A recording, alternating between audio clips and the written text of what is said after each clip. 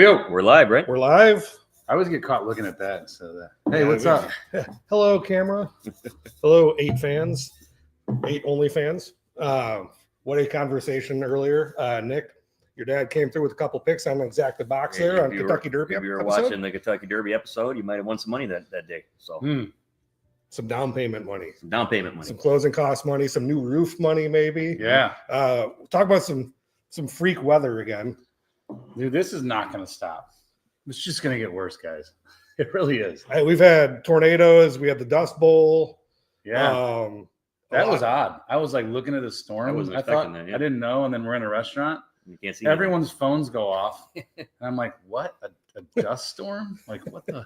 Is this a nuclear apocalypse? Yeah. What else we got going on? So that it must have been from all the dirt from these horses kicking up. I don't know. What else we got? Tornadoes spawning like 8 times in every storm.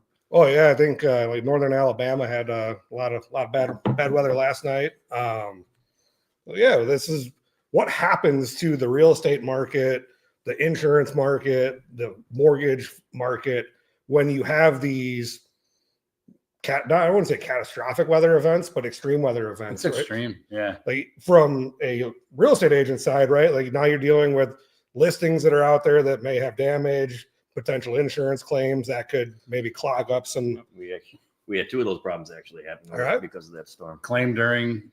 I don't know if they claimed. No, so both did not go under contract yet. 2 listings of ours that did not go under contract yet. So luckily the houses are okay. Besides the one's got a little fix, but a tree fell down. Trees on his house. The house was fine, but it shook it in the basement, and the ceiling tiles in the basement all kind of came in. So they got to get all that redone. And then I had one in Michigan that trees came down. Luckily the house and everything was fine, but all over the backyard we had an open house the next day. What? Really? Yeah. Okay, so I have a question. So what is written into the contract for that contingency? Like we've got an agreement. Now we've got 30 days. What happens? Yeah, if anything happens like that, I mean, the house has to be in the condition that you first viewed when you made the so offer. Okay. If Mother Nature hits like that, then you could walk away and or amend the contract. We had that problem with lightning hitting the house one day. One of my buyers, we were trying to buy a property. Yep. It was that hot. Lightning struck it. Yep. Yeah. But you're out. Yeah. The house has to be in the same condition it was the day you looked at it. Never thought about that. Mm-hmm. It's something that honestly about 8 or 9 years ago, I remember seeing a client on the front page of either the Sun Times or the Tribune in a raft in front of the house he was supposed to buy the week before. Oh. I was like, oh my God. He was supposed to buy it, but he didn't? Yeah, he weirdly enough got laid off and walked away. Had to kill it on financing and got out of it. But then, how about Silver Lining? Silver Lining's playbook right there. Yeah. I love it. Not the way you want to do it, but yes, these what else happens here, right, is now we potentially either have damaged inventory and some delays, or potential inventory may become damaged, and you have to now figure out, okay, is my insurance company going to maybe cover this? You know, we talk frequently about maintenance versus actual cost. I had a good one. I was actually to pull up a visual, but I didn't get the full permission to. But the store, all of us win stuff all over the place. My uncle sent me a picture from Southern Virginia, a giant tree all the way through his roof into his house. Yikes. So that's one you probably want to actually file a claim on. I'd say so. Yeah. That's not a maintenance thing. But what happens now if you have a house where maybe your roof's a little bit beat up and your insurance company refuses to cover it? Do you buck up and figure out how to pay for it yourself? Do you disclose and let the buyer? Yeah. Or do you call a real estate agent, Nick, have a conversation with Nick and say, maybe I'm not in the capital position to fix this roof, or I'm just tired of this house at this point anyways. Can I just list this property and have price cured the objection to the roof? And then from buyer standpoint, okay, so Adam's the buyer in this case. Maybe I'm locked into one of 2 routes of purchasing this property: cash. Yep. Or in honor of Jelly Roll and Post Malone going to be here on Thursday. The I'm Not Okay loan, the FHA 203K renovation, or the Fannie Mae home style renovation. Yep. And it allows for how's that work? Let's talk about it. So this is actually really good because a lot of people don't understand how it works. especially real estate agents that are like listing agents. What it does is it allows, let's just pretend you're the seller, you're the buyer, right? Hey, you know what? I just need to get this house out. I need to be done with it. Yep.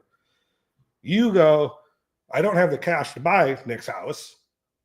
Tony, what can I do? Well, Adam, let's talk about renovation financing. Okay. The house needs a roof. It needs new floors, a couple other little things. Basement stuff's probably common, like a regular financing is not going to cut it in this scenario. Regular financing is going to be an issue. We can talk about that. People who are at our Ask the CEO event a couple weeks ago, you guys heard about what Freddie Mac is doing. I'm actually on a call at 1 p.m. this afternoon to get final say from Freddie Mac's credit officer about that entire thing. So house is damaged. It's not, or in poor condition. What am I going to do? Okay, well, Adam's going to look at buying it with renovation financing. Why is that appealing to Nick as a seller? It takes all of the inspection issues. I guess it could take all of the inspection issues and the potential of snags in the transaction out of play, because Adam is going to absorb those with his renovation. So Adam closes on the house with no work being done prior to the closing. Okay, then closing happens. Closing happens, contractor gets into the house, and then they start the renovation process. Depending on the scale of the renovation process and the loan product that we utilize, if it's like, say it's a massive one, it's a down to the studs renovation. Yeah. We can actually finance 6 mortgage payments for you. Wow. So you could, because you're not gonna be living in the house. So like, you don't have to drain on cash flow. Maybe you need to keep paying rent for 5 or 6 months while that's getting, going on. A lot of different things. What about the money to do the renovations? Yeah. So it sits in an escrow account. So we close the loan. Say you buy the house. We're gonna use round numbers. We're not gonna get all the details here. You buy the house for $100,000. Okay. And you need $50,000 to renovate it. Right. Essentially, your loan is going to be based on $100,000 price, $50,000 renovation cost, multiplied by applicable loan to value factor. So you can do FHA renovation, 3.5% down payment on the project. We call it the project cost, kind of like a new construction thing at that point. Because you're going 3.5% from up here. Yes. Okay. I'm with you. So that money sits in an escrow account that's managed by a construction disbursement department. So depending on loan program, the contractor could get up to 50% of material cost at closing. Yep. Or if it's a much more extensive, like a full 203K, they're going to have a draw schedule, like a new build almost. As things get done. As things get done, they're going to actually work with a HUD consultant. So someone that actually works with FHA and HUD to map out the draw schedule and say, okay, at this level of completion, HUD consultants going to go back to the house, verify things, take pictures, notify the lender, draw to the contractor. That's cool. Are these loans harder? There is a unfortunate misconception about them. It feels like they're harder. It could. Like, I understand why. The hard part is the contractor. That's why we got at Novus, we got Reno Rob. I plugged him in here. He unfortunately not a Jelly Roll fan. He's a Hanson Mbop kind of guy. Wow. But Reno Rob's he's existed in the renovation lending space for 30 years. He is our contractor liaison. So you call me and say, hey, Tony, I want to do this. You go, I want so-and-so company to be my contractor. We plug them in with Rob. Rob works through all of the contractor paperwork, making sure the bid's in line, making sure all the paperwork is all tight and ready to go. Then you're just working with me, Adam, on a regular mortgage. That makes sense. We qualify. Everything else from a qualification standpoint is regular mortgage. Got it. So it's just the construction part exists out here. It's more of like take the collateral and separate it from the rest of the transaction. That sounds like if you understood all that, there's probably some really good opportunity out there. I mean, you know better. There's always good opportunity for that. Distressed property or whatever. I think the hard part, as Tony was kind of getting into a little bit, is not too many people understand and know those kind of loans. So I mean, realtors too. You know what I mean? We don't know. We know about them, but I always refer to Tony and how to learn more and more about them. But your average agent might not know that, so it might not even be an option to that buyer. Like you wouldn't even bring them to look at that. You would say, "Oh no, that you got to have cash. There's no way you can get financing on that." That's what maybe an average agent might say to somebody without realizing that you can maybe do something like that. And then conveying that to the seller that here's the situation. You know what I mean? Well, and I think we're starting to see it in some market, the lower price point in the marketplace. We're starting to see people to get into that. I'm just going to take a piss on it approach on houses a little bit. So who's to say you can't sneak in at this point? Because at that point, you're competing with cash. Yep. And maybe the return from I had a post about it the other day, and one of my friends actually messaged me and was like, why aren't we doing fix and flips on these? Because the return isn't worth it. The conversation we had before we got on about real estate return and the slight moving money to illiquidity, it just the whole risk reward thing just isn't there. Yeah, I mean, there's a lot that can happen for someone that's looking for a for-profit fix and flip venture. Right. The owner occupied approach, it's a get rich slow scheme. Yeah, which is usually the best way to get rich. Yeah, it turns out boring businesses and getting rich slow is the best way to do it. Crock pot. But this also, what it does is it allows people that feel like they're blocked out of pricing because of affordability. Yep. To access properties. You know, maybe this one wasn't on the charts, or I can barely qualify to buy 200, right? And there's 800,000 people trying to buy that $200,000 house. Well, what if I bought this $80,000 house and put 80 grand into it? I'm into it for 160. Now I'm financing less. I'm borrowing, 160 grand, and I got the house the way I like it. Yeah, you got it all new. Yeah, as much as you want. The way you want it. I mean, then you can sell that one, go on to the next one. Explain to the people a little bit then how that works as far as, okay, so you're looking to buy this home, right? Using one of those loans on the screen here.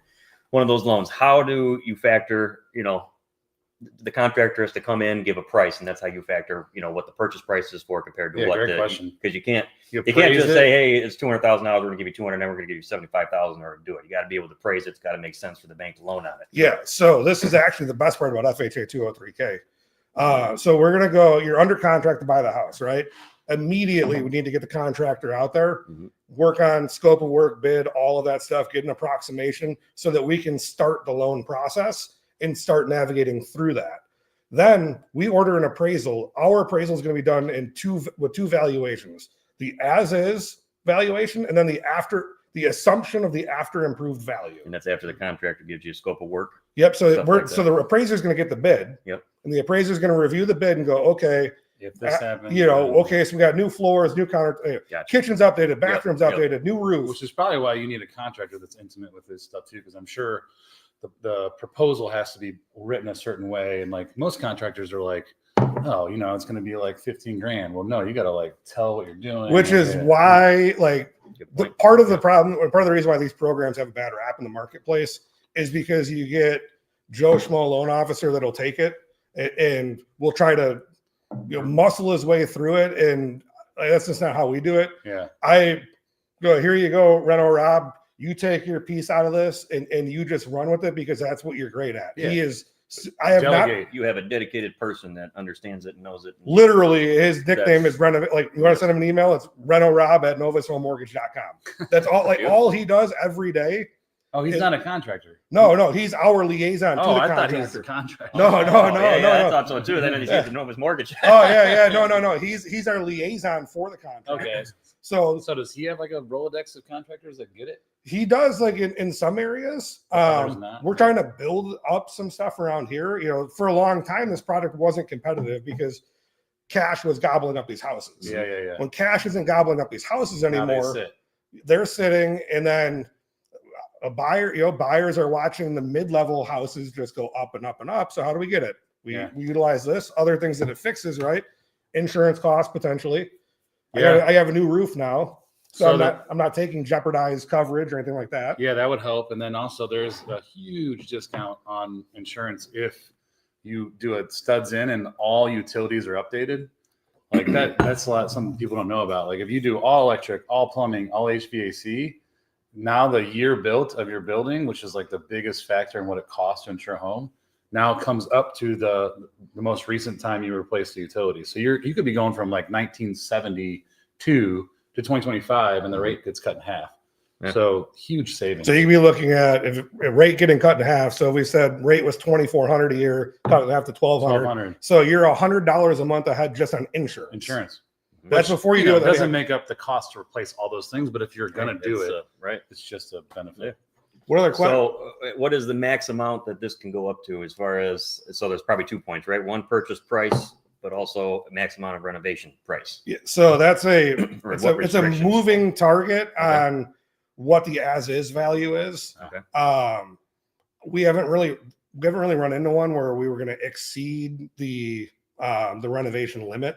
It's basically the renovation cost can't be like 150% more than the as is value of the house type approach. So there's no real limit, but there's it's for me to put a real number on it is nearly impossible because each loan program has a different approach to it. Okay. The most appealing approach that we're kind of talking about FHA and the whole appraisal process of this, there's a 10% relief valve in the appraisal process on the FHA one. Mm-hmm. So if we need the house after, as is plus renovation cost needs to be X, we have a 10% wiggle room there.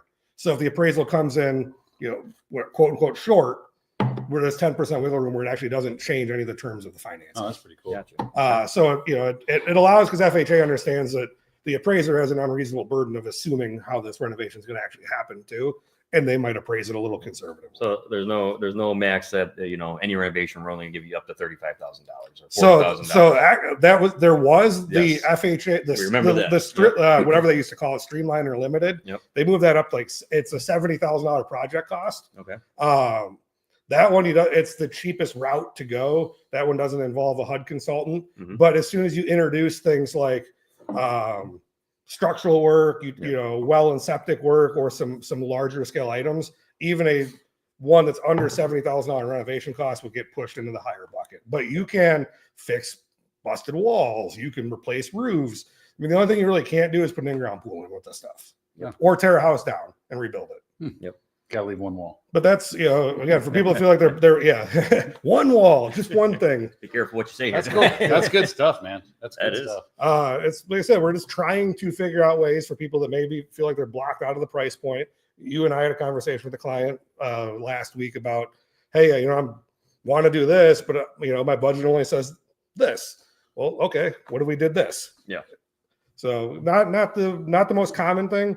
And then from an agent perspective, if you can just unload that as is approach onto a buyer, now your seller is relieved of all of we talk about the percentage of the chance of closing and all the other little delays and snags. Those go away too. You eliminate all that kind of headache, and Yeah, you can rehabilitate the house like Scotty Scheffler rehabilitated himself. Guy goes to jail. God, what a guy! I mean, you look at this.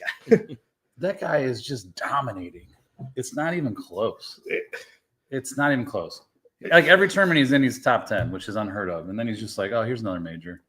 I was reading an article about him and saying that he's taken it back, or he's relieved himself of the pressure of putting. Yeah. And since then, it's just gone on this crazy tear. What does that even mean? How do I do that? Exactly. Apparently, you don't spend all day on the practice green putting. You're just like, I don't care. I'm going to miss must this. Be something that clicks in your mind while you're putting, and he was able to figure that out. Now it's or he's like, I'm just going to put this 2 feet. So here you go. Just tap it in. Tap it in. No, it's been cool to watch. And anything else, Nick? What else is in sports? What's the Stanley Cup doing? Is the Florida Panthers, Vegas? I got Panthers and the Hurricanes on the East Coast, and is it Vegas? I saw Vegas in there. Hockey, I ain't gonna lie to you. I do. I don't follow it, but man, I will watch it. Vegas. When the Hawks are good, I'm following it, but I've not followed it this year. I usually know a little bit what's going on with it. Vegas is the biggest scam in the history of the NHL. Like, they play a huge game, tank the entire expansion draft and build a dynasty from scratch. It's amazing. I think Utah. What a pro move. Yeah, then Utah got. I think they got their mascot now for their hockey team. So the Utes. Utes. Nothing. Your honor, the Utes. Anything else? What else you guys want to say? NBA, but who cares? Finals, we're going to have a 7th different champion for the first time. They said, I don't know how long it was. What's that mean? 7. So we haven't had a back-to-back. In 7 years? We haven't had in the last 7 years, I guess. Yeah. Huh. So it's going to be. That's cool. You got to look up. And we're going to have, there's 4 teams in it, obviously, right now. Only one team has ever won a championship in their history, and that's the Knicks. So the Pacers, Timberwolves, and the Pacers are in it? Pacers I haven't watched anything. No, who's the other one? Timberwolves playing. Oklahoma City. I've never won it. I've been too busy watching Dave Portnoy bet on Caitlin Clark put up a triple-double and win $325,000. I haven't watched the Pacers since Ron Artest jumped in this. I haven't watched the Pacers since they're good. He was just knocking out fans. Reggie Miller was playing for them. Man, there's a good documentary on Netflix. It's like that sports one. Yeah, I seen it. There was one that I haven't watched on Favre, which should be interesting. That one just came out. Yeah, wanna see I that can't wait to see that with the picks and stuff. But the one that talked about them going in the stands and stuff. No, the was Malice at the Palace. awesome. Because I remember that. I remember like watching. I'm like, holy shit, these guys are punching fans. It's wild times. Anyways, cheers. That's See you next week. That's it. Renovate them. Renovate them, baby. I'm done. Cut the show.